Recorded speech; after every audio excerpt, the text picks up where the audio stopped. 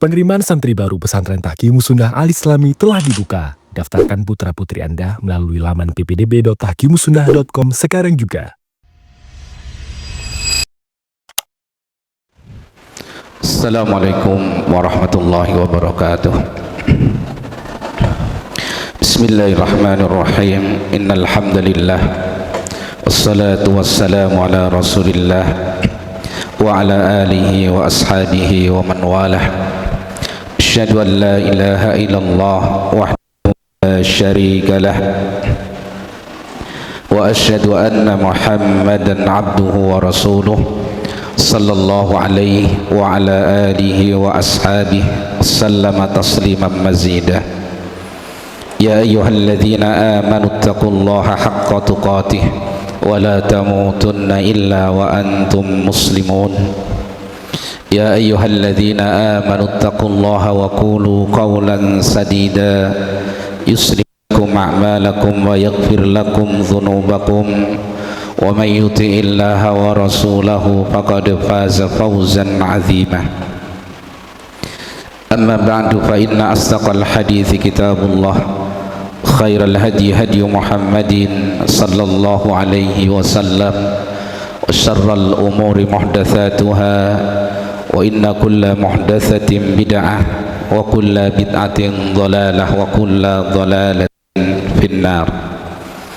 Allahumma 'allimna ma yanfa'una wanfa'na bima 'allamtana wa zidna ilman nafi'ah. Ma'syaral muslimin wal muslimat, ikhwana fid din wa akhwati fillah, ibadallah rahimani wa rahimakumullah. Alhamdulillah, puji syukur kehadirat Allah Subhanahu wa taala. Malam hari ini kembali kita bisa bermajlis di tempat yang mulia ini, mubarak, masjid jami kita. Pembahasan kita masih di risalah Fadlil Islam karya Imam Dakwah Syekh Muhammad ibn Abdul Wahhab rahimahullahu ta'ala. Kita masih di bab yang ke-8 dari risalah tersebut. Bab ma jaa annal bid'ata asyaddu minal kabair.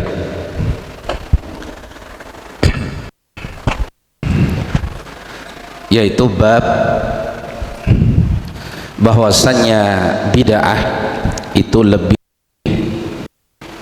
dahsyat daripada dosa-dosa besar. Yang dimaksud adalah bahwasannya pelanggaran agama yang jenisnya adalah bid'ah itu lebih buruk, lebih berbahaya, lebih bermadarat daripada pelanggaran agama yang bentuknya adalah dosa-dosa besar.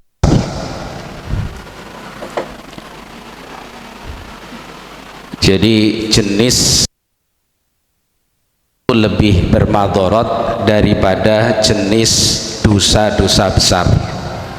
Itu maksud dari bab ini. Dan pernyataan seperti ini agar tidak dikatakan ini adalah bid'ah Wahabi, misalkan begitu. Karena yang menyatakan adalah Syekh Muhammad ibn Abdul Wahhab. Dikit-dikit kan Wahabi begitu. Menyatakan bahwasanya bid'ah itu lebih buruk, lebih bahayanya, lebih dahsyat madaratnya daripada dosa-dosa besar, itu sudah didahului beliau oleh para ulama sebelumnya. Jadi bukan perkara yang baru.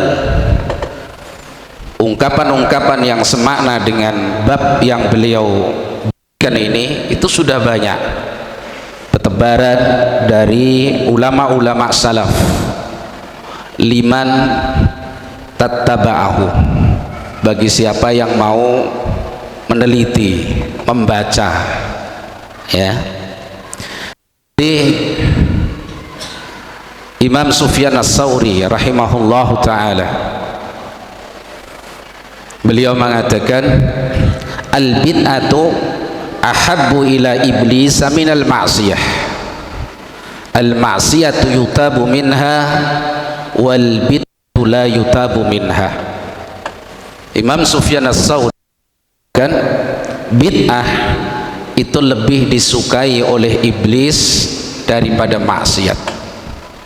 Itu menunjukkan bahwasanya bid'ah itu lebih buruk daripada dosa-dosa besar, karena lebih disukai oleh iblis. Yang lebih disukai oleh iblis berarti nilai keburukannya lebih besar, nilai madaratnya lebih dahsyat. Karena itu bid'ah lebih disukai oleh iblis daripada perilaku maksiat. Kenapa? Karena maksiat masih mungkin diberi taubat darinya, sedang bid'ah tidak diberi taubat darinya.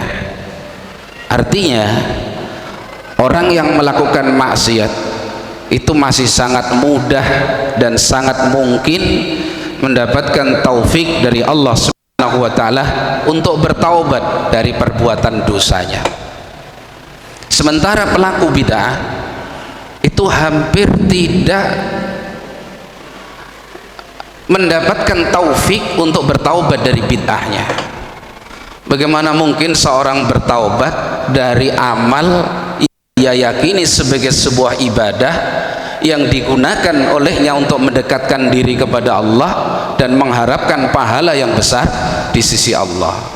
Maka perilaku bid'ah itu sangat sulit untuk mendapatkan taufik taubat dari Allah Subhanahu wa ta'ala. Itu maknanya. Bukan berarti kalau ahli bidah betul-betul bertaubat terus tidak diterima oleh Allah Subhanahu wa ta'ala, bukan begitu maksudnya.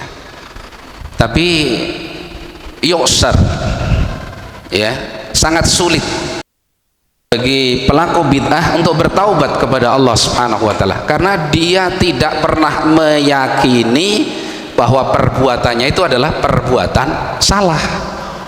Bagaimana orang tidak bersalah bahkan meyakini kebaikan yang dia gunakan ibadah kepada Allah kemudian bertaubat darinya? Nah, itu sisi sulitnya mereka mendapatkan apa?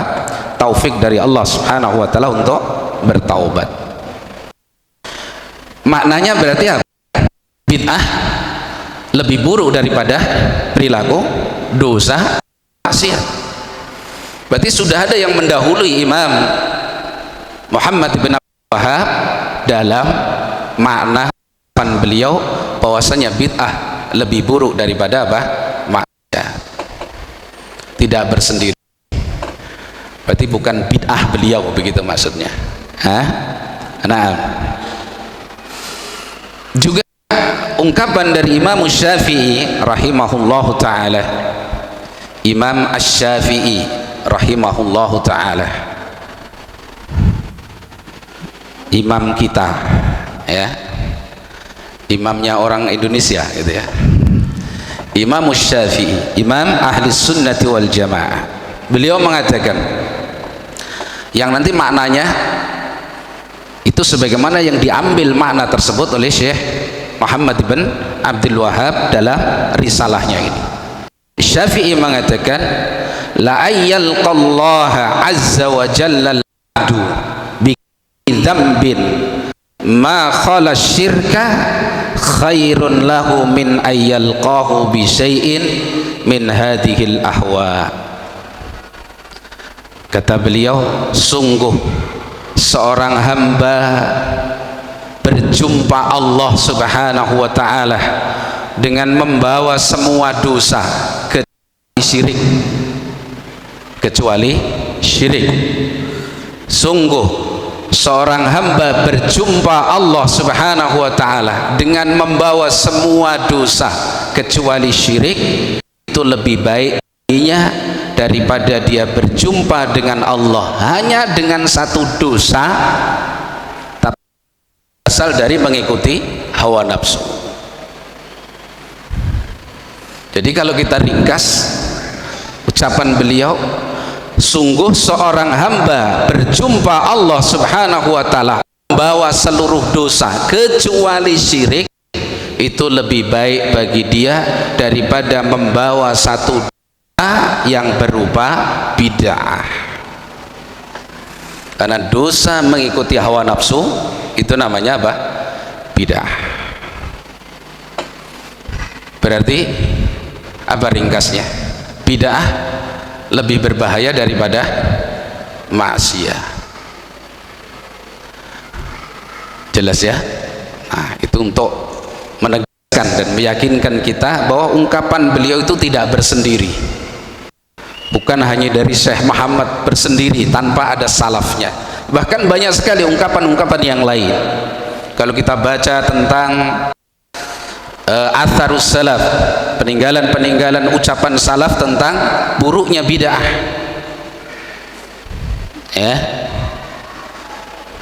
yang mereka diantaranya mengatakan, saya bertetangga bergaul dengan para pelaku dosa-dosa besar lebih saya sukai daripada saya berteman dengan.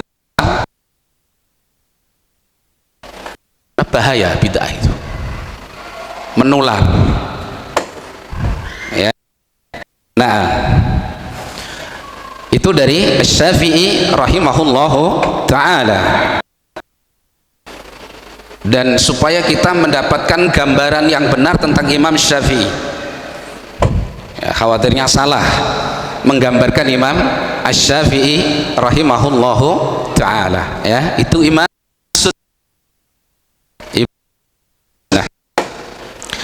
Dan juga Syekhul Islam Ibnu Taimiyah rahimahullahu ta'ala, beliau wattiba'il ahwa'i fid diyanat a'zam min ittiba'il ahwa'i fis syahawat. Mengikuti hawa nafsu dalam perkara-perkara agama, hawa nafsu dalam perkara-perkara agama yang dinasabkan kepada agama, berarti ini bid'ah, bahaya, lebih buruk daripada mengikuti hawa nafsu dalam melampiaskan syahwat. Nah, melampiaskan syahwat itu bentuknya apa? Dosa, berperilaku dosa. Berarti apa kata beliau maksudnya?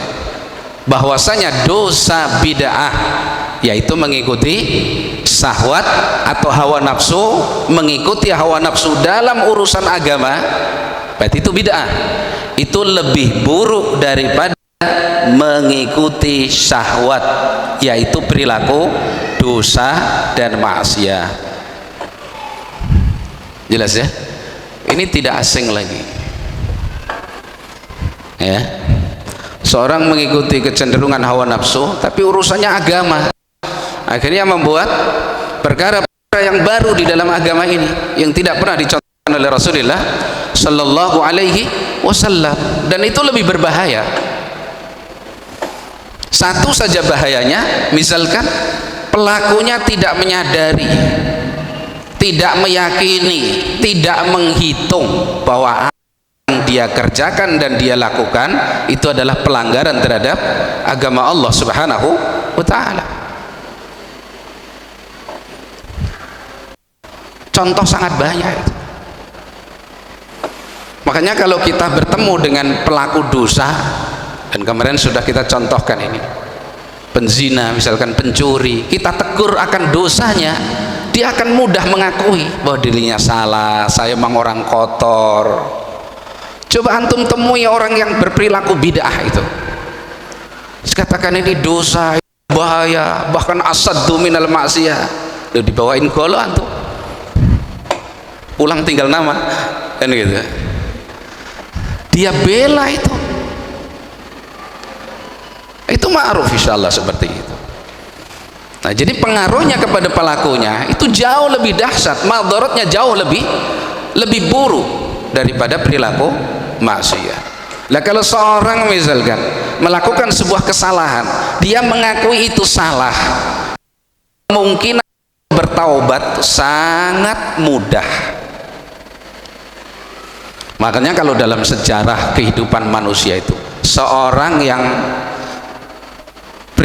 perlakunya adalah maksiat, dosa-dosa besar, bahkan sudah menjadi pelaku mudmin, kecanduan dosa besar, yang akhirnya dalam kehidupannya dia bertaubat kepada Allah Subhanahu wa taala, itu tidak satu dua, banyak. Sementara dari ahli bidah sampai bunuh sekalipun tetap bersikukuh dalam bid'ahnya. Coba penyakitnya sampai seperti itu,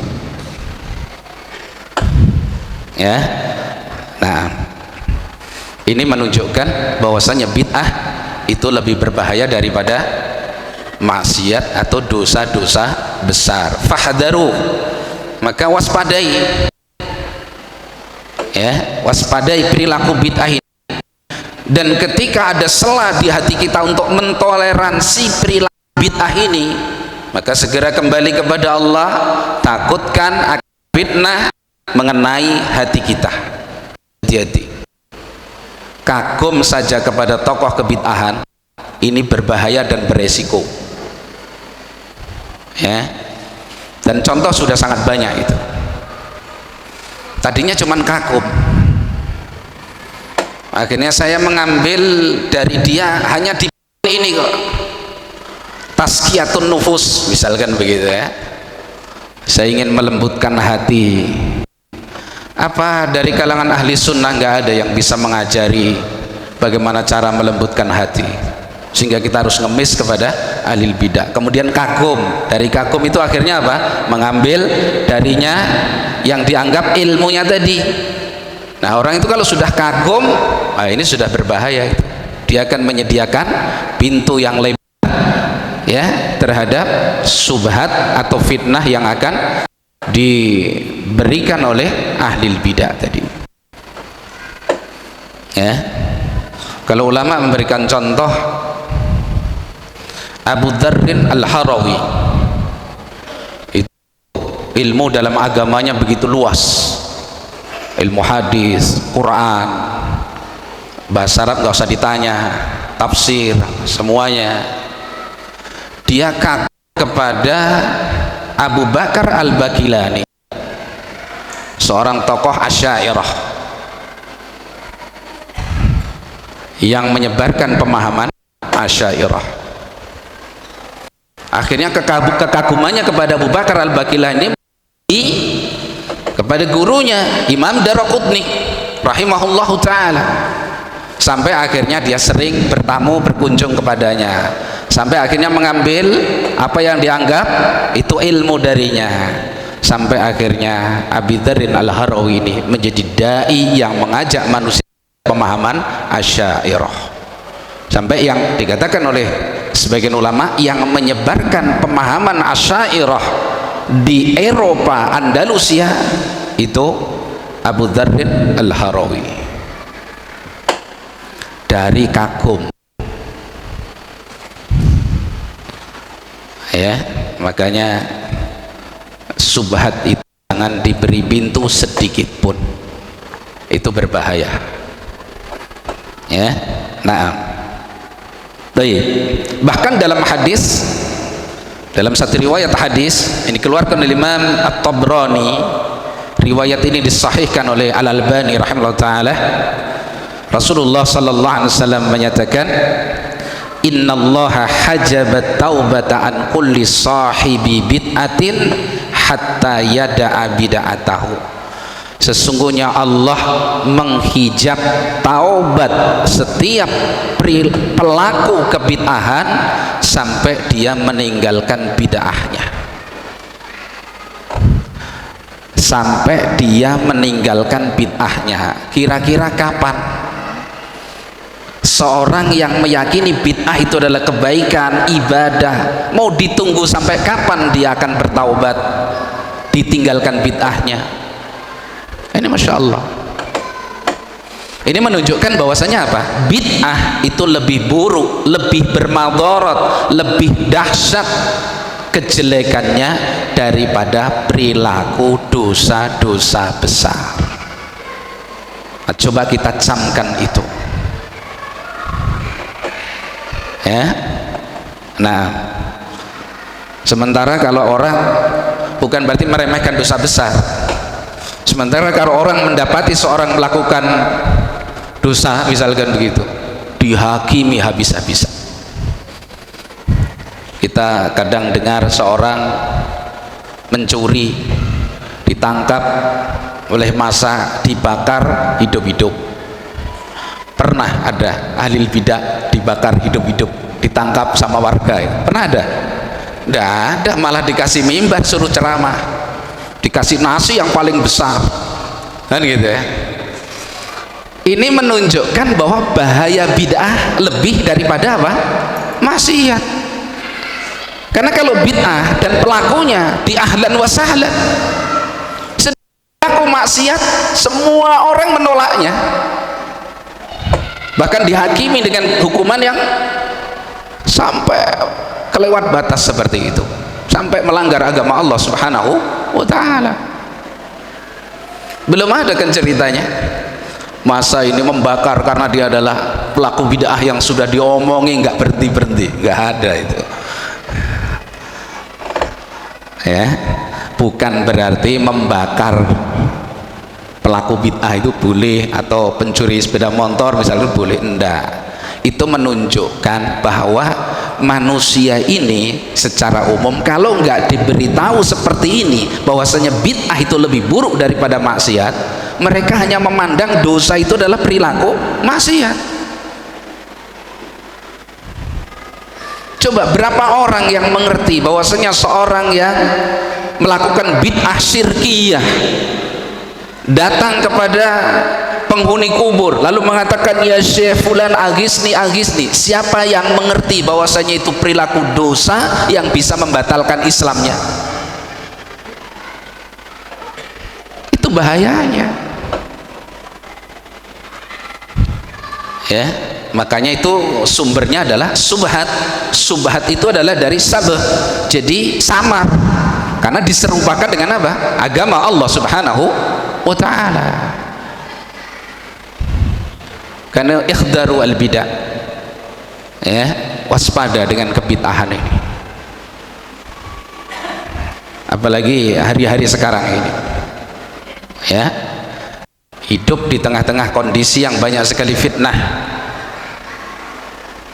Hari ini fitnah yang dimaksud adalah fitnah subhat, kebid'ahan bermunculan dengan berbagai macam bentuk, diberi tempat, terlindungi, luar biasa ini. Nah, baik. Jadi seperti itu bab kita ya. Mari kita fahami bersama dan kita jaga diri kita bersama ya. Belajar pun juga seperti itu, cari sumber yang jelas.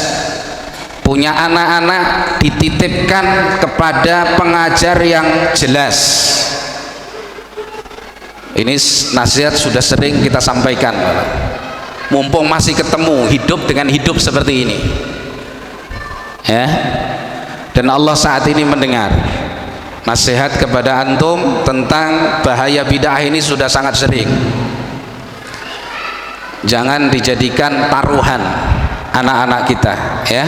Pilih pendidikan yang baik, yang di situ diajari akidah ahli sunnati wal jamaah dan diingatkan dari bahaya-bahaya kebid'ahan. Jangan kasih longgar ya. Nah,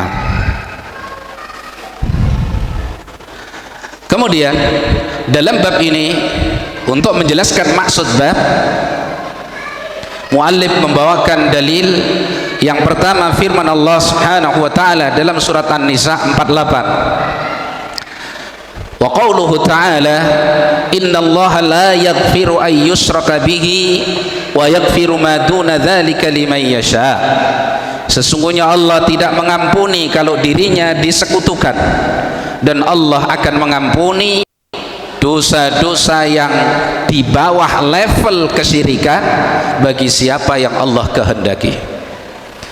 Ayat ini muallif ambil untuk dalil tentang bid'ah, padahal ayat ini berbicara tentang apa? Kesyirikan. Perlu kita fahami bahwasanya syirik adalah bagian dari kebid'ahan. Jadi maksud mu'alif di sini ingin menjelaskan bahwasanya syirik itu adalah bagian dari bid'ah. Kalau syirik itu merupakan bagian dari kebid'ahan, maka pendalilan mu'allif bahwasanya bid'ah itu lebih buruk daripada dosa besar itu sangat jelas. Pertama apa? Karena Allah Subhanahu wa ta'ala dalam ayat ini mengancam, sesungguhnya Allah tidak akan mengampuni dosa syirik. Dosa yang diancam oleh Allah tidak akan diberi ampunan pelakunya, berarti itu adalah seburuk-buruk dosa. Wa yaghfiru ma duna dzalika liman yasha, dan Allah akan mengampuni dosa-dosa yang levelnya di bawah syirik. Dosa-dosa yang levelnya di bawah syirik yaitu dosa-dosa besar. Jelas ya? Wa yaghfiru ma duna dzalika, itu yang dimaksud adalah dosa-dosa besar. Maka menerjemahkannya yang benar bukan selain syirik, tapi yang levelnya di bawah kesyirikan. Karena ada dosa yang bukan syirik tapi levelnya level syirik, seperti kufur misalkan, atau nifaq i'tiqadi, kekafiran atau kemunafikan. Ini dosa yang levelnya level kesyirikan, tidak Allah ampuni ancamannya. Jelas ya? Jadi kalau syirik itu adalah bagian dari bid'ah, maka ini jelas menunjukkan bahwasanya bid'ah lebih buruk daripada dosa-dosa besar. Kenapa? Karena bid'ah yang bentuknya syirik tidak akan diampuni oleh Allah Subhanahu wa ta'ala. Bahkan kalau kita kembali kepada hadis yang tadi kita bacakan, Rasulullah SAW menjelaskan atau menghabarkan Allah menghijab taubatnya ahli bidah sampai dia meninggalkan bid'ahnya. Nah, ini mirip sekali dengan kesyirikan. Jelas. Nah, ini menunjukkan bahwasanya dosa bid'ah itu lebih buruk daripada dosa-dosa besar. Yang dimaksud adalah dosa dengan jenis bid'ah itu lebih buruk daripada dosa dari jenis dosa-dosa besar. Itu satu pendalilannya ya, dari ayat Allah, innallaha la yaghfiru ay yushraka bihi wa yaghfiru ma duna dzalika liman yasha. Jadi kalau syirik itu bagian dari bid'ah, berarti sesuai dengan apa yang dimaksudkan mu'allif, bahwasanya kebid'ahan itu lebih berbahaya daripada dosa-dosa besar. Kenapa? Karena syirik yang itu adalah bid'ah diancam tidak akan diberi ampunan oleh Allah Subhanahu wa ta'ala. Sedangkan dosa-dosa besar masih tahta masyiatillah, di bawah kehendak Allah. Jika Allah kehendaki, Allah akan. Allah tidak kehendaki mengampuni, Allah akan azab pelakunya sesuai dengan dosanya, tapi tidak akan kekal di dalam neraka. Sedang seorang yang mati membawa dosa bid'ah syirik, dalam keadaan dia tidak bertaubat kepada Allah, dosa syiriknya dibawa mati, terancam tidak akan mendapatkan ampunan selamanya, berarti terancam kekal di dalam neraka. Faliyadzubillah. Jelas dari situ ya, berarti bid'ah lebih dahsyat daripada maksiat. Yang kedua, Allah Subhanahu wa ta'ala menyatakan, am lahum syuraka'u sara'u lahum minad dini ma lam ya'dzam bihillah. Apakah mereka memiliki sekutu-sekutu yang mensyariatkan untuk mereka dan agama ini tanpa izin dari Allah Subhanahu wa ta'ala? Berarti itu apa? Mensyariatkan dalam agama ini sesuatu yang tidak diizinkan oleh Allah Subhanahu wa ta'ala. Berarti apa namanya? Bid'ah. Ya, Allah ancam, Walaula kalimatul fasl, andaikan tidak ada kalimat pemutus. Yang dimaksud kalimatul fasl, Allah itu akan memutuskan urusannya nanti di yaumul kiamah. Andaikan Allah belum menetapkan atau tidak menetapkan bahwasanya urusan orang-orang yang membuat syariat-syariat dalam agama ini tanpa izin dari Allah itu nanti akan diputuskan urusannya di yaumul kiamah, laqudiyal amr, laqudiya bainahum, tentu Allah akan hukum saat itu. Jadi saking buruknya apa? Perilaku bidah. Jelas maksud saya ini? Jadi andaikan Allah subhanahu wa ta'ala belum menetapkan bahwa hukum mereka nanti di yaumul kiamah, laqudiya bainahum, saat itu Allah akan timpakan hukuman kepada mereka, ya. Wa innadh dhalimina lahum adzabun alim, dan sesungguhnya orang-orang yang zalim bagi mereka adalah azab yang pedih. Ini menunjukkan bahwasannya bid'ah lebih buruk daripada apa? Maksiyah. Jadi dalil-dalil yang pertama, kalau syirik itu adalah bagian dari bid'ah, sedang syirik tidak mendapatkan ampunan dari Allah subhanahu wa ta'ala dan diancam kekal pelakunya di dalam neraka, sedangkan dosa-dosa besar masih mendapatkan janji ampunan dari Allah subhanahu wa ta'ala, berarti bid'ah lebih buruk daripada perilaku dosa-dosa besar. Jelas ya sisi itu. Nah, yang kedua, Allah subhanahu wa ta'ala memberikan ancaman yang keras kepada orang-orang yang berlaku bid'ah, baik dia pencetusnya yang disebut suraka ataupun orang-orang yang bertaklid kepada pencetus bid'ah tadi, yaitu yang mengamalkan bid'ah.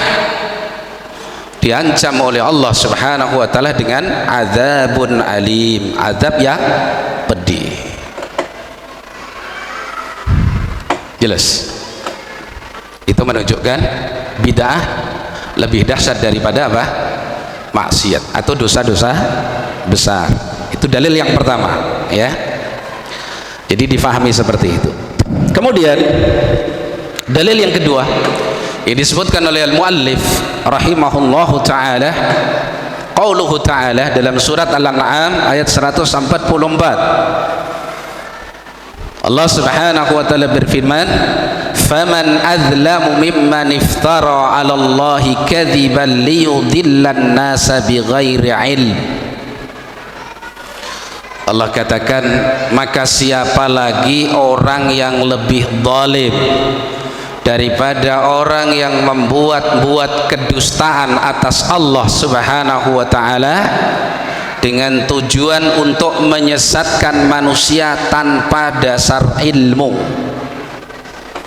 Ingat, kalimat bighairi ilmin itu bukan berarti kalau membuat-buat syariat terus ada ilmunya berarti boleh, bukan begitu. Yang dimaksud bighairi ilmin itu seperti sifat. Jadi apa yang dibuat-buat kedustaan tadi pasti itu berangkat bukan dengan ilmu, meskipun dinampakkan itu ilmiah. Karena bid'ah itu ada yang dikesankan ilmiah, ada bid'ah yang tradisional, ya. Seperti bid'ah-bid'ah yang cetuskan oleh orang-orang ahli kalam, ahli filsafat, itu nampaknya ilmiah. Di sana ada bid'ah-bid'ah yang bentuknya cerita apa, bohong, cerita fiktif, gitu. Cerita yang syekhnya mi'raj bersama kambingnya,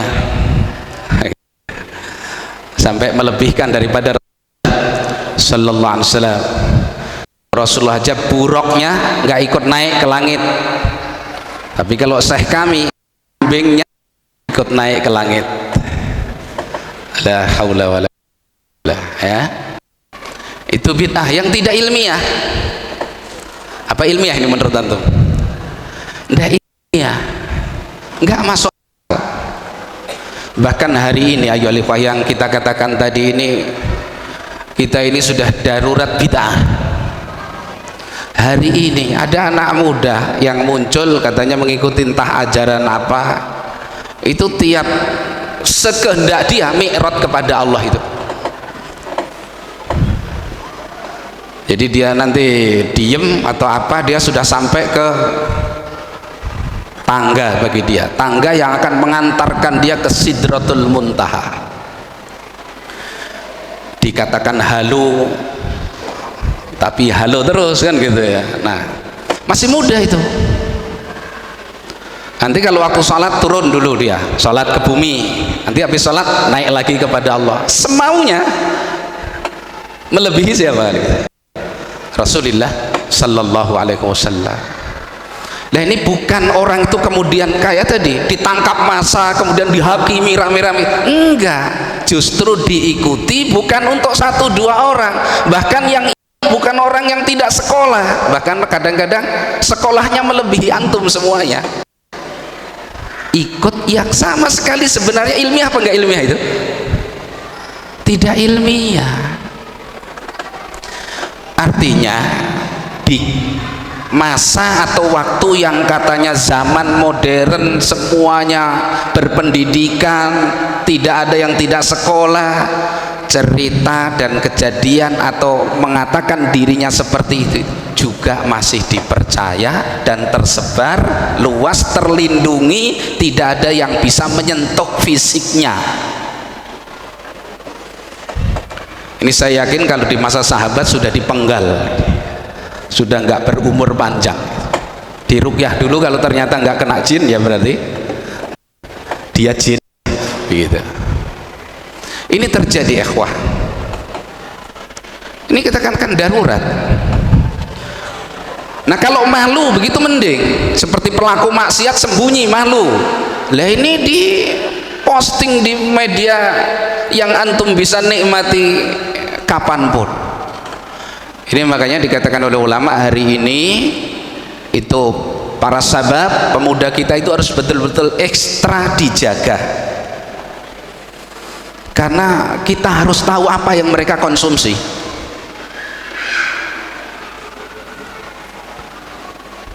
Ada anak-anak kita yang nggak bermain medsos? Ada? Nggak ada. TK 0 besar aja udah bisa main medsos, bahkan lebih kecil dari itu ya, sehingga mempengaruhi kepribadian anak, membentuk keyakinan yang batil seperti itu, kalau tidak perilaku dosa dan maksiat yang di luar nalar dilakukan oleh anak yang masih di bawah umur ya. Nah, dijelaskan oleh para ulama kita tentang ayat tadi, surat Al-An'am ayat 144. Wa hadza babun wasi'un, ini adalah bab yang luas, yadkhulu fihi tasri' bima lam yasra'hu Allahu azza wa jalla, masuk di dalam membuat-buat kedustaan atas nama Allah untuk menyesatkan manusia. Itu di peringkat depan adalah membuat syariat-syariat tandingan yang dinasabkan kepada dalam agama Allah subhanahu wa ta'ala, padahal itu bukan bagian dari agama Allah, untuk menyesatkan manusia. Lah, ayat ini kalau diterapkan dengan kondisi kita hari ini, ya seperti tadi yang sebagiannya kita sampaikan. Mereka bukan nggak berdalil dengan ayat loh, bukan nggak berdalil dengan hadis. Ada ayat, ada hadisnya. Mereka tebarkan itu liyudillah annas, untuk menyesatkan apa? Manusia. Ya, nah dari ayat ini dalil bahwasanya bid'ah itu lebih buruk daripada maksiat itu pada 3 poin. Yang pertama, annal mubtadi'a muftarin 'alallahi wa hadza la yujad fil 'asi, bahwasanya ahli bid'ah itu adalah seorang yang membuat kedustaan atas nama Allah, dan ini tidak bisa kita jumpai atau tidak pernah kita jumpai pada pelaku maksiat. Gak ada pelaku maksiat mengatakan bahwasanya maksiatnya itu di atas namakan perintah Allah, itu tidak ada.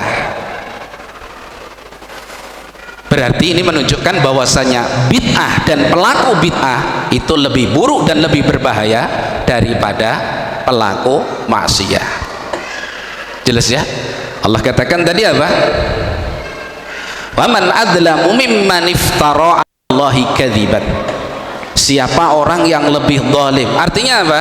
Tidak ada lagi orang yang lebih zalim daripada seorang yang membuat kedustaan atas nama Allah. Kedustaannya seperti apa? Kok untuk menyesatkan manusia ini? Gak mungkin orang membuat kedustaan untuk menyesatkan manusia maksiat, itu gak mungkin. Karena maksiat itu semua orang, bahkan pelakunya itu mengerti bahwasanya itu dosa. Mereka mengatakan, iya kita ini salah. Coba gerombolan orang yang minum-minum begitu, ada polisi lewat, mereka udah kabur, ngerti itu salah. Kalau gerombolan pelaku bid'ah itu ada polisi, diajak polisinya, ayo cari surga. Jelas. Nah, jadi kedustaan yang dimaksud di dalam ayat ini, yang paling di garda depan adalah membuat sesuatu yang nampaknya seperti syariat untuk menyesatkan manusia dari jalan Allah Subhanahu wa ta'ala. Itu, lihat sifat bid'ah seperti itu semuanya ya. Nah, itu pertama, annal mubtadi'a muftarin 'alallahi wa hadza la yujadu fil 'asi. Bahwasanya ahli bidah itu telah membuat kedustaan atas nama Allah Subhanahu wa taala, dan itu tidak kita dapati pada pelaku maksiat ya. Nah, kemudian yang kedua, annal mubtadi'a adlamun nas. Dalam ayat ini masuk di dalamnya ahli bidah. Allah katakan bahwasannya ahli bidah, Allah Subhanahu wa taala mengatakan faman adlamu mimman iftara 'alallahi kadziban. Masuk di dalam ayat ini, bahkan di gerbang paling depan adalah ahlul bidah. Berarti ahli bidah adalah paling zalimnya manusia. Apa yang mereka zalimi? Agama saudaranya. Disesatkan mereka dari jalan Allah Subhanahu wa ta'ala, diajak mengikuti kedustaan-kedustaan yang mereka ciptakan. Seperti kemarin yang kita sampaikan, ada seorang yang kecanduan thariqah sufiyah, didoktrin sama gurunya, kalau kamu mengamalkan dzikir dalam thariqah kita ini, nanti di yaumul qiyamah orang-orang masih pada sibuk di belakang sana di mahsyar, yang ikut dzikir di thariqah kita ini langsung seret secepat kilat sudah sampai pintu surga. Ini bohong apa beneran? Kejadiannya beneran, ajarannya bohong. Itu iftara 'alallahi kadziban, membuat kedustaan atas nama Allah. Nah, orang ini pernah dialog sama ana ini seperti ini. Sampai saya katakan, kalau yang bicara seperti itu Rasul sallallahu alaihi wasallam, saya imani tanpa ada keraguan-raguan. Itu siapa yang ngomong? Syekh kami, guru kami. Nah, kalau cuman syekhmu gurumu itu tidak laku. Nah, itu contoh kebohongan untuk menyesatkan manusia. Ini pengikutnya baru ketemu satu. Nah, di thariqah ini pengikutnya ribuan. Mereka yang disesatkan oleh muftari tadi, orang yang berbuat kedustaan atas nama Allah Subhanahu wa ta'ala. Dan ini dosa apa namanya? Bersambung itu. Dosa turun temurun seperti ini. Coba kalau syekhnya itu sudah wafat 100 tahun yang lalu, sekarang masih diamalkan, berapa dosa yang harus dia pikul ini? Dahsyatnya seperti itu. Ya. Nah, itu yang kedua. Li'annahu yudallilun nasa biftira'in 'ala Allahi kadziban ai bibtida'ihi fid din.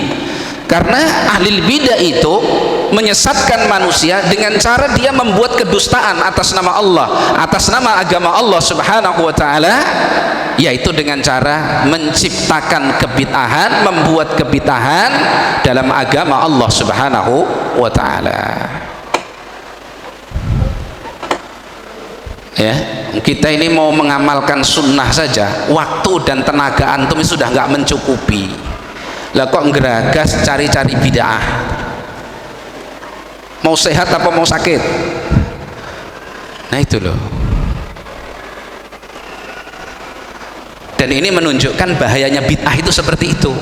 Sampai kadang-kadang bid'ah, bukan kadang-kadang, seringnya, banyak-banyaknya lebih diminati oleh manusia daripada sunnah Rasulullah Sallallahu Alaihi Wasallam. Dan ini benar perkataan salaf kita. Barang siapa yang melakukan satu kebid'ahan, maka akan tercabut darinya satu sunnah. Lah kalau dua kebid'ahan, dua sunnah, terus begitu, dan dia tidak akan kembali lagi. Masya Allah. Ya, nah, maka diwaspadai. Maksud mu'alif memberikan bab ini itu supaya kita waspada dari bahaya bid'ah ini. Karena seringnya ahli sunnah itu, kata ulama kita, ahli sunnah itu yang paling sering menipu dia adalah sunnahnya. Bukan berarti sunnah Nabi menipu kita, tapi perasaan dia sudah menjadi ahli sunnah, akhirnya aman, nyaman, dah nggak pernah beraktivitas apapun dengan pemahaman kulluha finnar illa wahidah, selesai, nggak merasa bahwasanya ada ancaman bid'ah yang selalu setiap saat mengancam agamanya. Itu bahkan sekarang ini Masya Allah ya, yang dulu jelas sekarang jadi remang-remang, dipoles supaya bisa diterima oleh manusia. Dai-dai semacam ini banyak, maka fahdharu, hati-hati loh ikhwah, hati-hati betul ya. Seorang yang mencintai dirinya dan agamanya, ketika mendapati sesuatu yang diarahkan kepada dirinya, disuguhkan kepada dirinya, dia lihat, dia dengar, dia harus selalu ukur itu dengan satu, saya butuh ini apa tidak. Kalau nggak dibutuhkan, min husni islami mar'i tarkuhu ma la ya'ni. Termasuk tanda bagusnya Islam seorang itu meninggalkan sesuatu yang tidak ada gunanya bagi dia. Nggak usah menikmati konten-konten yang tidak ada gunanya seperti itu. Yang kedua, kita tahu nggak sumbernya ini? Kalau itu merupakan pembicaraan, siapa pembicaranya? Kalau tulisan, siapa yang menulis? Kalau penyampaian, siapa yang menyampaikan? Terpercaya apa tidak sumbernya? Kalau kita nggak ngerti, nggak kenal, bahkan tanya kepada ustadz kita, dia juga tidak tahu, utrukuh, tinggalkan. Apa kurang kita sumber ilmu? Nah, ilmu yang sampai kepada kita ini saja, yang betul-betul begitu jelas nampak dari sunnah Rasulullah SAW, yang belum kita amalkan masih sangat banyak. Jadi jangan mengembara di tempat-tempat yang kita tidak tahu tempat itu aman apa tidak aman. Usi nafsi wa iyyakum. Ya, anak-anaknya juga diperhatikan seperti itu. Ya, nah, kemudian yang ketiga, sisi bahwasanya dalam dalil yang kedua bahwasanya bid'ah lebih dahsyat daripada perilaku dosa, annal mubtadi'ah, bahwasanya ahli bidah, baik dia yang mencetuskan bid'ah atau yang melakukan kebid'ahan, yaz'umu bilisani khalihi, dengan kondisi dia mengkonsumsi bid'ah tadi atau membuat-buat kebid'ahan tadi, seakan-akan menyangka anna syar'a lam yakmul, bahwasanya syariat Islam itu belum sempurna. Seakan-akan 1, 2, 3, 4 pokoknya belum sempurna kecuali ditambahi bid'ah saya ini. Kenapa?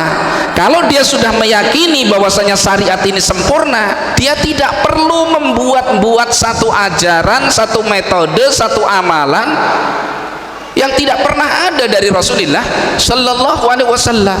Dia akan cukup dengan syariat ini. Kan seakan-akan kalau dia ngomong, andekan dia ngomong, Islam ini belum sempurna kecuali ditambahi bid'ah saya ini atau amalan saya ini.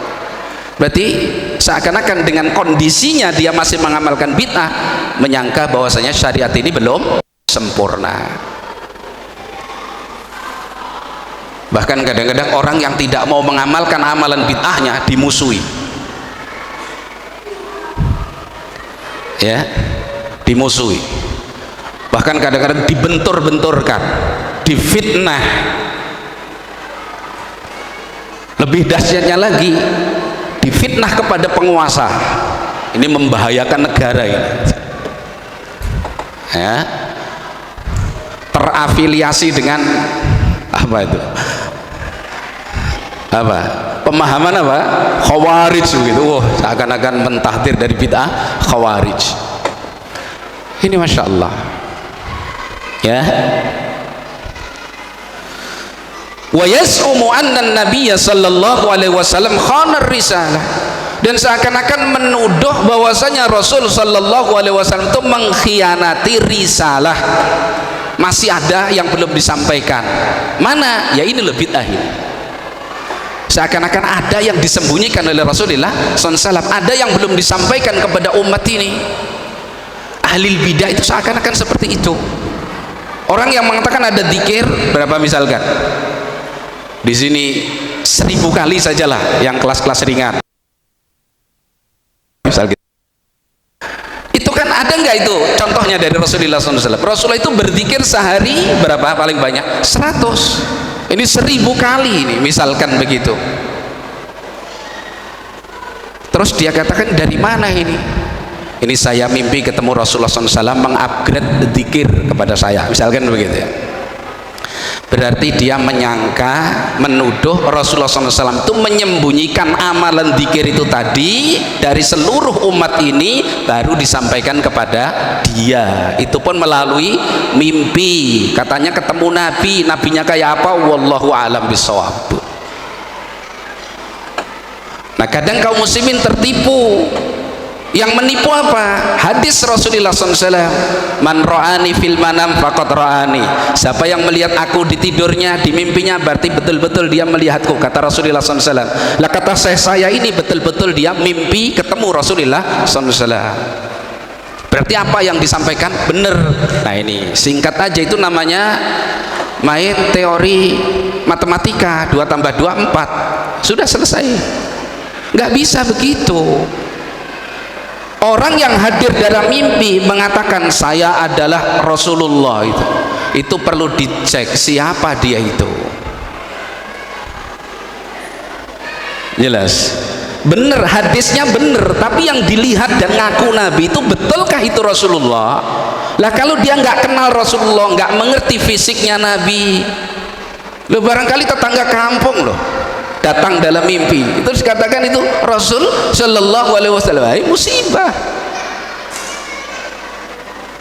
Di sini pentingnya belajar tentang fisik Rasulullah Shallallahu Alaihi Wasallam. Nah, para ulama sudah menyusun kitab-kitab seperti itu.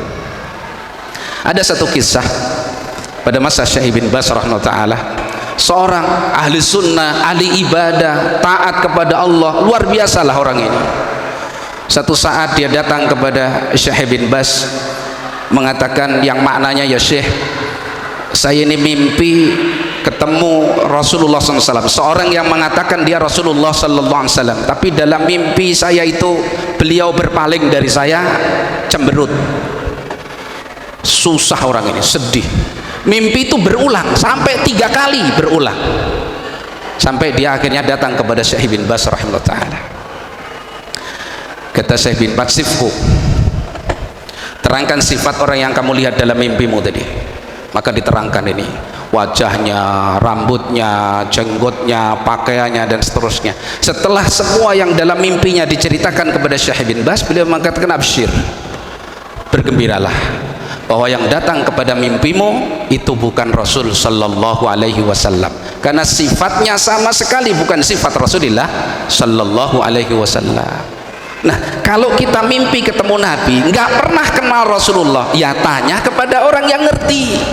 Kalau kita pahami, ini Rasulullah SAW terus ngajarkan zikir 5.000 kali terus, rusak agama kita ini nanti. Dan itu semua yang diklaim oleh tokoh-tokoh thariqah Sufiyah. Jelas ya? Nah, jadi ahli bidah yang ketiga tadi menyangka dengan keadaannya dia mencetuskan bid'ah dan mengamalkan bid'ah, seakan-akan syariat ini dia sangka belum sempurna dan Rasulullah SAW mengkhianati risalah. Kan itu Imam Malik rahimahullahu taala, beliau mengatakan, man ibtada'a fil islami bid'atan yaraha hasanatan faqad za'ama anna Muhammadan sallallahu alaihi wasallam khana risalah li'anna Allah yaqul al yawma akmaltu lakum dinakum fama lam yakun yawma idin dina fala yakunul yawma dina. Kata beliau, barang siapa yang melakukan kebid'ahan di dalam Islam, barang siapa yang membuat-buat kebid'ahan di dalam Islam, dia pandang itu sebuah kebaikan, maka sungguh dia telah menyangka bahwasanya Muhammad sallallahu alaihi wasallam mengkhianati risalah. Karena Allah subhanahu wa ta'ala mengatakan, pada hari ini telah aku sempurnakan untuk kalian agama kalian. Maka apa yang pada saat ayat ini turun bukan agama, hari ini pun bukan agama. Jelas ya? Agama sudah sempurna loh ya. Nah, baik. Kemudian dalil yang ketiga yang dibawakan oleh muallif rahimahullahu taala, firman Allah taala dalam surat An-Nahl ayat 25. Allah subhanahu wa taala menyatakan, liyahmilu awzarahum kamilatan yaumal qiyamah wa min awzaril ladzina yudillunahum bighairi ala sa'a ma yazirun. Hal itu agar mereka menanggung dosa-dosa mereka secara yaumul qiyamah, plus mereka juga harus menanggung dosa-dosa orang-orang yang mereka sesatkan dahulu tanpa dasar ilmu. Sungguh jelek apa yang mereka tanggung tersebut. Ini ayatnya. Fahada arada bihi Syekh Muhammad rahimahullahu taala membawakan dalil ini dalam bab ini, maksudnya anna sahibal bid'ati murtakibun danban aziman, bahwasannya ahlul bidah itu melakukan dosa yang sangat besar, dosa yang sangat berbahaya, dosa turunan tadi loh ya, ditanggung resikonya turun temurun. Wa mimma yatahammaluhu sahibul bid'ah annahu yatahammalu awzaral ladzina yuqallidunahu ila yaumil qiyamah, bahwasannya yang mencetuskan bid'ah, yang mengasaskan bid'ah, dia harus menanggung dosa dia sendiri dan dosa orang-orang yang taklid mengekor kepadanya dalam mengamalkan bid'ahnya sampai yaumul qiyamah. Makanya tadi kalau kita gambarkan, oh ini yang mencetuskan bid'ah sudah mati 100 tahun yang lalu, kemudian yang mengamalkan bid'ahnya masih banyak, itu menjadi tanggungan dia nanti di yaumul qiyamah. Itu buruknya dosa. Sedang kalau maksiat itu nggak bisa ditajdid, nggak bisa diperbaharui. Mencuri ya mencuri sudah ada, semua orang ngerti. Kalau orang mencuri itu nggak bisa mencontoh siapa. Kok kamu mencuri, contoh siapa? Contoh ustadz saya. Enggak. Ini beda ya. Nah, qala sallallahu alaihi wasallam, Rasulullah sallallahu alaihi wasallam bersabda, wa man sanna fil islami sunnatan sayyi'atan, dan siapa yang memberikan contoh di dalam Islam ini adalah perilaku yang buruk, sunnah yang sayyi'ah, memberikan contoh dalam Islam ini perilaku yang buruk. Kana alaihi wizruha, maka dosanya menjadi tanggungan dia yang memberi contoh. Wa wizru man amila biha, ditanggung pula dosa orang yang mengamalkan keburukan yang dia contohkan tadi, kebid'ahan yang dia contohkan tadi. Ini masya Allah ya ikhwah, bid'ah hari ini itu nggak muncul sendiri, itu hanya warisan. Kita nggak bisa gambarkan dosa dan tanggungan orang yang pertama kali mencetuskan bid'ah tersebut, yang menyebabkan sekian banyak manusia apa? Tersesat dari jalan Allah Subhanahu wa ta'ala, ya. Min ghairi ayyan kusamin auzarihim syai', bersama dosa pelaku bid'ah tadi yang masing-masing ditanggung sendiri. Bukan berarti ketika ditanggung oleh pencetusnya atau mu'adzamnya, orang yang diagungkan atau tokohnya, berarti dia lepas dari dosa. Tidak, dia tetap menanggung dosa tersebut, cuman tokohnya atau yang mencetuskan kebid'ahan tadi itu menanggung dosanya dan dosa semua orang yang mengikuti apa? Kebid'ahannya tersebut. Ini menunjukkan bahwasanya bid'ah itu lebih buruk dari apa? Maksiat, perilaku dosa. Jelas ya? Nah, kemudian muallif menyebutkan hadis tentang khawarij. Ada dalil berikutnya. Muallif menyebutkan hadis tentang khawarij, nanti dikaitkan dengan hadis tentang larangan membunuh atau memerangi pemimpin yang zalim. Dikatakan oleh muallif, wa fis sahih annahu sallallahu alaihi wasallam qala fil khawarij, Rasulullah sallallahu alaihi wasallam bersabda tentang orang-orang khawarij. Nabi katakan, aina malakitumuhum faqtuluhum, saja kalian jumpai orang-orang khawarij itu, bunuhlah mereka. Masya Allah. Jadi orang-orang yang memiliki kekuasaan, orang-orang yang memiliki kemampuan, yang bisa mengkondisikan keadaan, di mana mereka ketemu khawarij, perangi, bunuh. Itu perintah siapa? Rasulullah SAW. Bukan kepada antum loh ya, ini maksudnya kepada orang-orang yang memiliki apa? Kebijakan, penguasa, para pemimpin kaum muslimin. Ini wasiat Rasulullah sallallahu alaihi wasallam. Kan itu dalam sejarah Islam, setiap pemimpin kaum muslimin dari sejak Ali bin Abi Thalib, karena muncul pertama kali pada masa beliau, diperangi khawarij itu sampai habis-habisan. Ya. Dan seterusnya pada masa Muawiyah dan penerus-penerusnya di kalangan Bani Umayyah, pada masa kepemimpinan Bani Umayyah, setiap dari kekuasaan Islam Amirul Mukminin memerintahkan pasukannya untuk menumpas khawarij. Sampai misalkan Al-Hajjaj ibn Yusuf As-Saqafi, itu pemimpin yang zalim terkenal itu senang sekali berjihad menumpas khawarij. Al-Hajjaj itu bukan ahli bidah, perangi khawarij, kirim pasukan, tumpas khawarij, karena di mana-mana khawarij itu bikin apa? Masalah. Mengamalkan perintah Rasulullah sallallahu alaihi wasallam.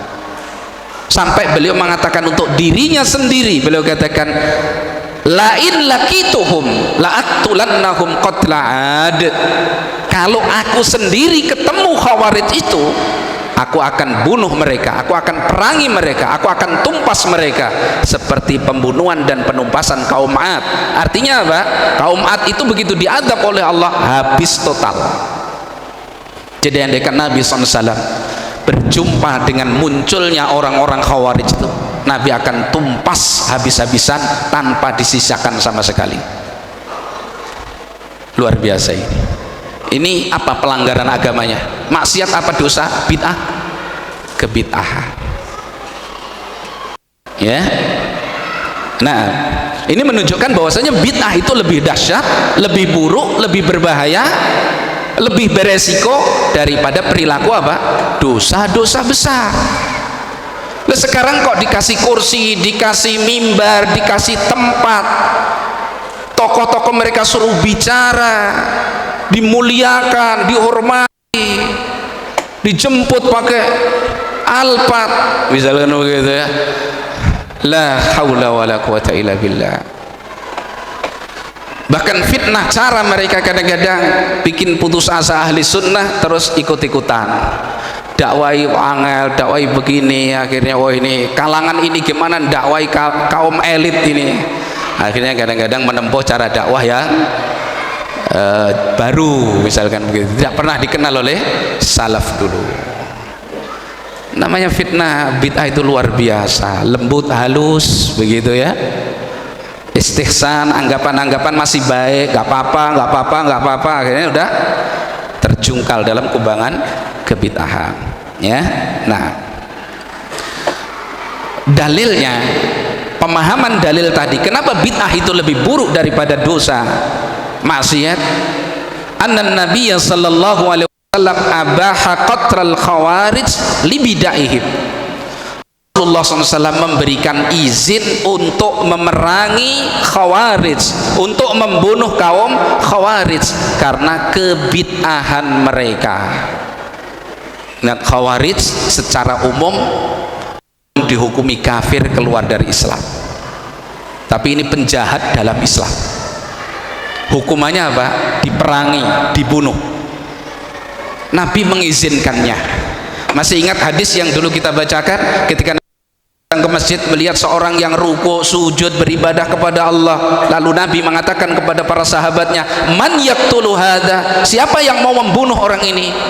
Allahu Akbar. Itu Rasulullah SAW yang dikatakan oleh Allah Subhanahu wa taala, bil mu'minina raufur rahim, terhadap orang-orang yang beriman beliau itu sangat belas kasihan, menyayangi. Terus tiba-tiba beliau yang penyayang, yang begitu kasih sayang kepada umatnya, mengatakan man yaqtulu hadza, siapa yang sanggup membunuh orang ini? Berarti sudah saking buruknya manusia tersebut. Jelas maksudnya ya? Ini bid'ah. Jadi khawarij itu diperangi karena apa? Bid'ahnya. Ini pemahaman hari ini, khawarij ini pemahaman hari ini nggak rampung loh ya. Fitnah luar biasa. Ya. Nah, kemudian dikatakan oleh pensarahnya, wa ma'adzalika lam yujiz qatla umara'il jawri.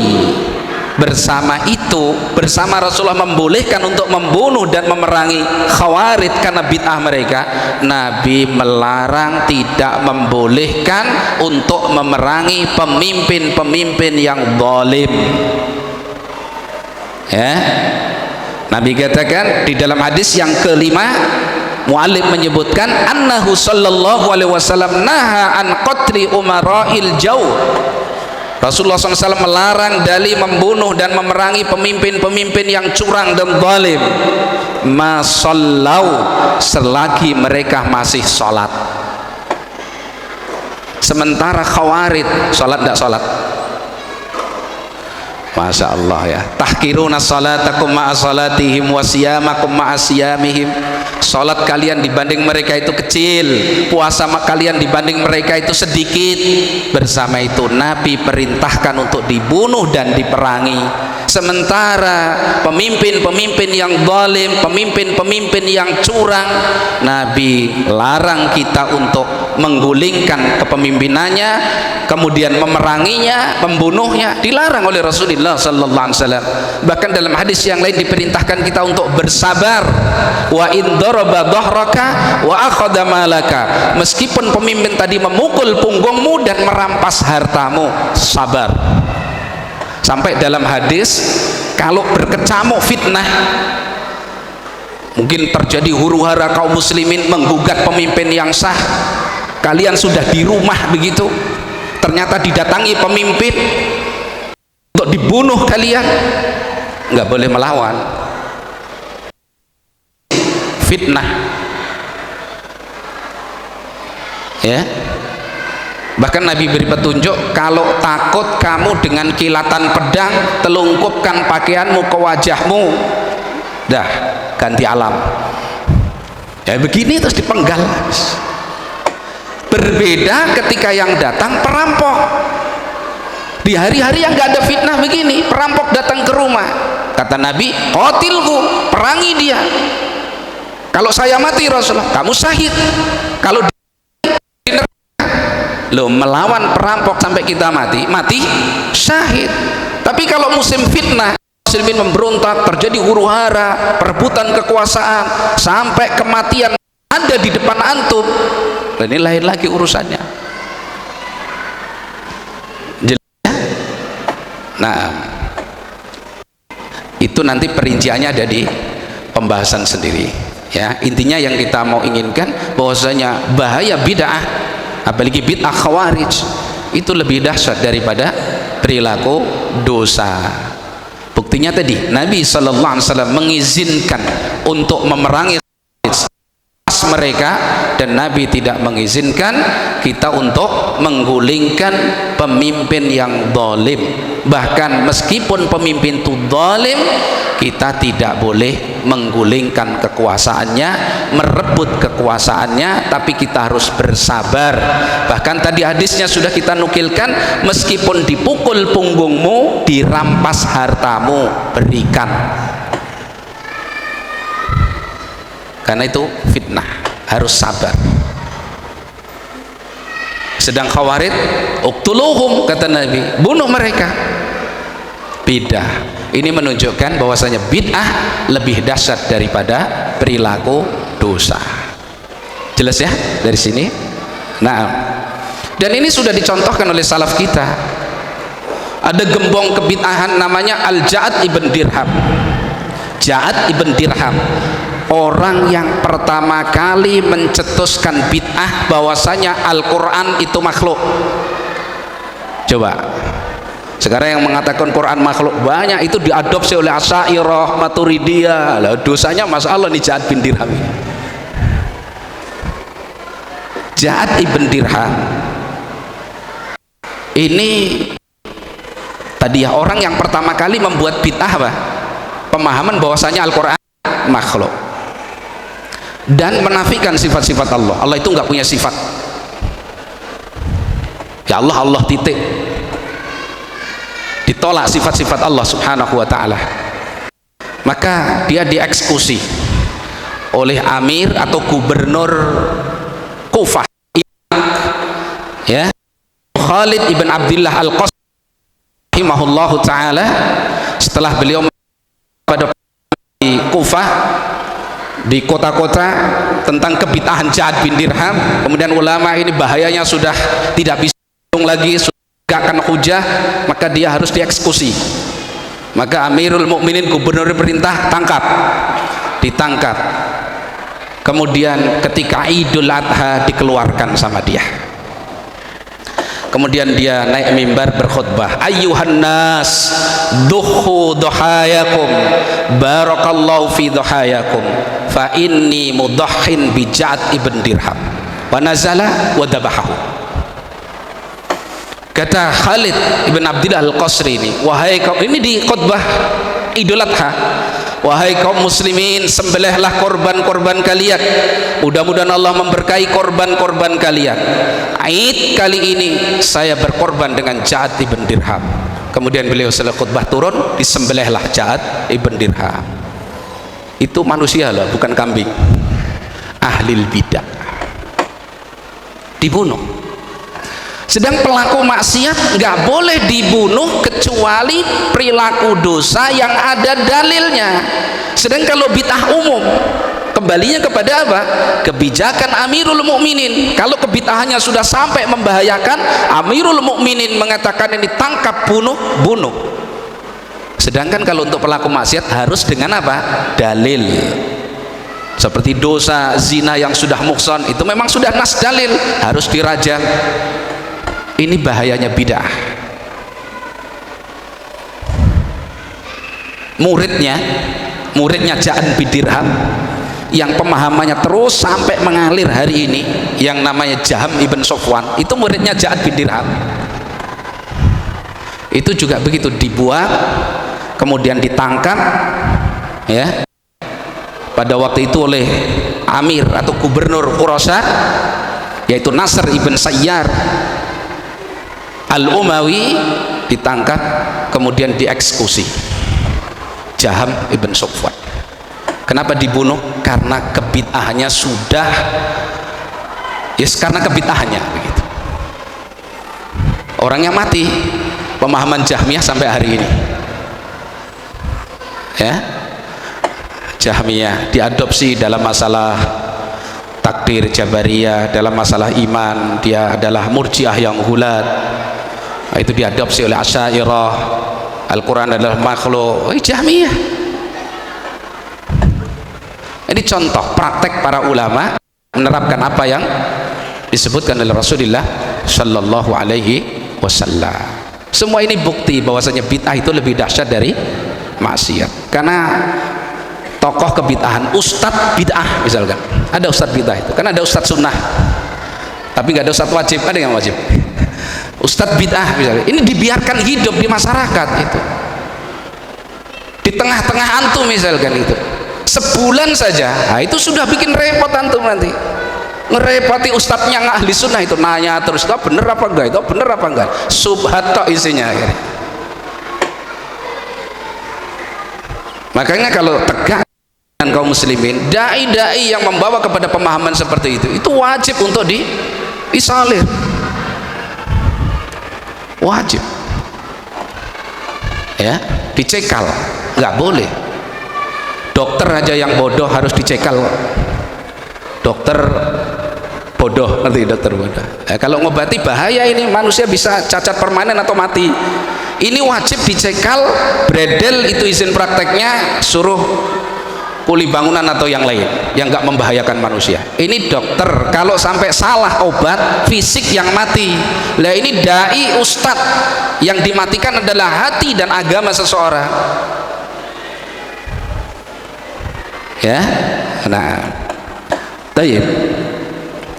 Kemudian Rasulullah SAW dinukil hadisnya oleh muallif yang terakhir bersabda di situ, man sanna fil islami sunnatan hasanatan falahu ajruha. Itu tadi kembali kepada perilaku bid'ah yang dimaksud dalam hadis Nabi SAW yang man sanna fil islami sunnatan sayyi'atan. Barang siapa yang mencetuskan, memberikan contoh dalam Islam ini satu amalan yang bid'ah, yang buruk, yang bukan dari Islam, maka dia menanggung dosanya dan dosa orang-orang yang mengikutinya. Ini juga menunjukkan bahwasanya bid'ah itu lebih buruk daripada apa? Dosa-dosa besar. Kemudian dalil terakhir yang disebutkan oleh muallif adalah hadis Rasulullah SAW dari Abu Hurairah radhiyallahu an dengan lafaz man da'a ila huda, barang siapa yang menyeru kepada petunjuk, kana lahu minal ajri misru ujuri man tabi'ahu la yanqusu dzalika min ujurihim syai'an, maka dia mendapatkan pahalanya dan pahala orang-orang yang mengikuti petunjuk yang diajarkan tadi tanpa dikurangi pahala mereka sedikit pun. Wa man da'a ila dhalalatin, sebaliknya siapa yang menyeru dan mengajak manusia kepada kesesatan, kepada kebid'ahan, kana alaihi minal ism, maka dia mendapatkan dosa mislu asami tabi'ahu, dan semisal dosa orang-orang yang mengikuti bid'ahnya tadi, la yanqusu dzalika min athamihim syai'an, tidak terkurangi dari dosa-dosa mereka sedikit pun. Ini menunjukkan juga dahsyatnya bid'ah daripada perilaku dosa-dosa besar. Hadis riwayat Imam Muslim. Ikhwana fiddin wa akhwati fillah rahimani wa rahimakumullah. Itulah dalil-dalil yang dibawakan muallif dalam bab yang ke-8 ini. Insyaallah dari dalil-dalil tersebut jelas bagi kita pembuktian itu. Dalilnya sangat banyak yang lain, tapi itu yang disebutkan oleh muallif, dan itu insyaallah sudah mencukupi bagi kita untuk kita fahami dan kita ketahui bahwasannya kebid'ahan itu lebih berbahaya, lebih buruk, lebih dahsyat, lebih bermadarat, lebih merusak daripada perilaku dosa dan maksiat. Apa yang kita ambil faidah darinya? Waspadai kebid'ahan. Jadi inti dari bab ini setelah menerangkan bid'ah dan bahayanya, maksudnya adalah memperingatkan kita kaum muslimin dari bahaya kebid'ahan. Maka fahdharuh, jaga diri kita, jaga orang-orang yang menjadi tanggung jawab kita, dan kalau mampu jaga orang yang lebih luas dari itu, sebagaimana yang diwasiatkan oleh Rasulullah sallallahu alaihi wasallam, alaikum bisunnati wa sunnatil khulafa'ir rasyidin al mahdiyyin min ba'di. Wajib kalian berpegang dengan sunnahku dan sunnah para khulafa'ir rasyidin. Di akhir Nabi SAW mengingatkan, wa iyyakum wa muhdatsatil umur fa inna kulla muhdatsatin bid'ah wa kulla bid'atin dhalalah. Hati-hati kalian dari perkara-perkara yang diada-adakan dan baru, karena setiap perkara yang diadakan dalam agama itu adalah bid'ah, dan setiap bid'ah adalah kesesatan. Dalam riwayat, dan setiap kesesatan diancam dengan neraka. Demikian insyaallah yang kita kaji pada malam hari ini. Kita bermohon kepada Allah, mudah-mudahan Allah subhanahu wa ta'ala meneguhkan hati kita di atas sunnah Rasulullah SAW, di atas manhaj ahli sunnati wal jamaah, dan memberikan kecemburuan kepada kita untuk mengetahui lebih banyak dan lebih dalam tentang apa itu sunnah Rasulullah SAW dan akidah ahli sunnati wal jamaah. Wallahu a'lam bishawab. Wassallallahu wasallam wa baraka ala nabiyyina Muhammadin wa ala alihi wa sahbihi ajma'in. Subhanakallah bihamdik, asyhadu an la ilaha illa anta, astaghfiruka wa atubu ilaik. Assalamualaikum warahmatullahi wabarakatuh.